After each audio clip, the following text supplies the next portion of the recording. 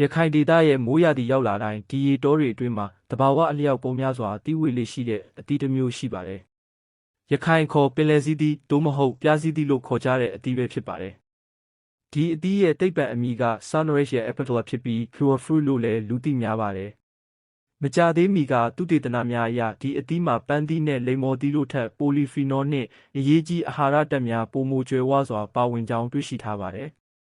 ပိုလီဖီနော်ဟာခန္ဓာကိုယ်ကိုအန္တရာယ်ဖြစ်စေတဲ့အောက်ဆီဒေးရှင်းကိုလျှော့ချပေးနိုင်တဲ့ antioxidant တစ်မျိုးဖြစ်ပြီးဆီးချိုနှလုံးသွေးကြောရောဂါအဆစ်အမြစ်ရောင်ရောဂါနဲ့အခြားရောဂါများကိုကာကွယ်ရမှာအထောက်အကူပြုနိုင်ပါတယ်။ဒါအပြင်ပင်လယ်စည်းသီးမှာဗီတာမင်စီပိုတက်ဆီယမ်ကက်ဆီယမ်တန်တက်စင်တက်နဲ့ဖော့စဖရက်တို့ကျွယ်ဝစွာပါဝင်သလို flavonoid အသဆီအနေနဲ့ omega fatty acid များလည်းပါဝင်တာကြောင့်ခန္ဓာကိုယ်ကျန်းမာရေးအတွက်အထောက်အကူပြုတဲ့ရာသီစာအသီးတစ်မျိုးဖြစ်ပါတယ်။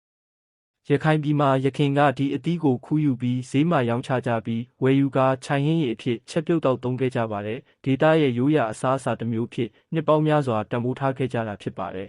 ။ဒါပေမဲ့ယနေ့ခေတ်မှာတော့ပြည်တွင်းပြည်ပကအစားအစာမျိုးမျိုးဝင်ရောက်လာမှုကြောင့်ဒေသထွက်ရာသီစာတွေဟာတဖြည်းဖြည်းမေ့လျော့ခံနေရပြီးဈေးကွက်မှာတောင်တွေ့ရခဲလာပါပြီ။အမှန်တော့တဘာဝကဒေတာတစ်ခုချင်းစီအတွက်တင့်တော်တဲ့ရာသီစာစားအစာတွေကိုပေးအပ်ထားပါတယ်။ရခိုင်ဒေတာအတွက်ပင်လယ်စည်းသီးခေါ်ပြားစည်းသီးဟာလည်းအဲ့ဒီလိုတန်ဖိုးရှိတဲ့တဘာဝလက်ဆောင်တွေကတစ်မျိုးဖြစ်ပါတယ်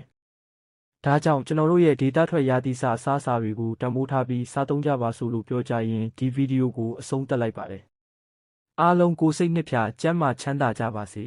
။ကျွန်တော်စီးစာဦးပါ။